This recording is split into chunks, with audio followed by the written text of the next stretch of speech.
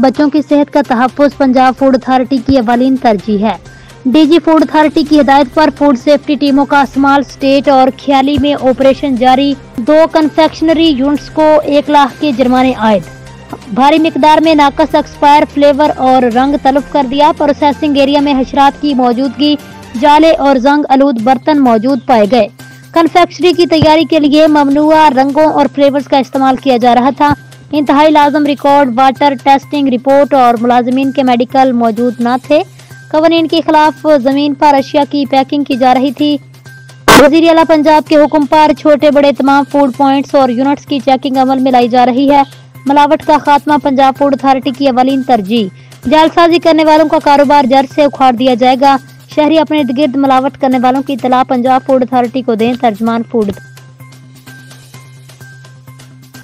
नवाही गांव माड़ी खुर्द में सबका अदावत और मस्जिद के तनाजा पर रंजिश रखते हुए नामालूम नौजवान ने 52 साला काशिफ महमूद पर पेट में चाकू से हमला किया, बाजू पर गोली मारकर फरार हो गया।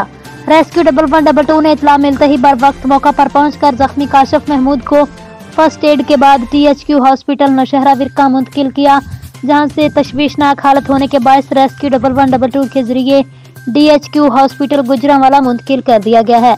जबकि थाना ततले आली पुलिस इत्तला पाकर मौका पर पहुंची मसरूफ तफ्तीश है। SHO ततले आली का कहना है मुलजम को जल्द गिरफ्तार कर लिया जाएगा।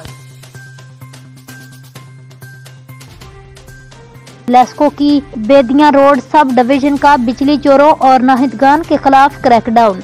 लेस्को की बेदियां रोड सब डिवीजन के SDO हाफिज जरार उमर ने अपनी टीम के हमरा करबात गांव में सर्च ऑपरेशन किया। दौरान ऑपरेशन 17 घरों में बिजली चोरी पकड़ी गई। मुलजमान लेस्को की LT लाइन से तार लगाकर बिजली चोरी कर रहे थे।